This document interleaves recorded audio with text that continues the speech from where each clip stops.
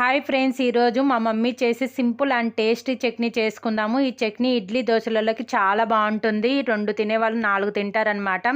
So దీనికోసం పల్లీలు, పుట్నాలు, ఆనియన్స్, పచ్చిమిర్చి తీసుకోవాలి. ఫస్ట్ మిక్సీ జార్లో పుట్నాలు, పల్లీలు తీసుకొని మిక్సీ పట్టుకొని ఒక మిక్సీ బౌల్లో వేసుకోవాలి. ఆనియన్స్, పచ్చిమిర్చి, సాల్ట్ మిక్సీ పట్టుకోవాలి.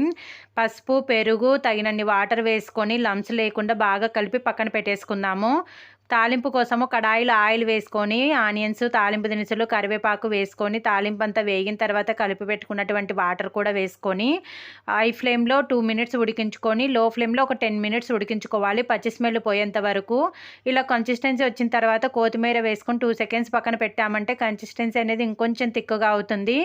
ఇడ్లీ దోశలలోకి ఈ చట్నీ అనేది చాలా బాగుంటుందండి. ఒక్కసారి మీరు ట్రై చేయండి, మీ ఫేవరెట్ అవుతుంది ఈ చట్నీ అనేది.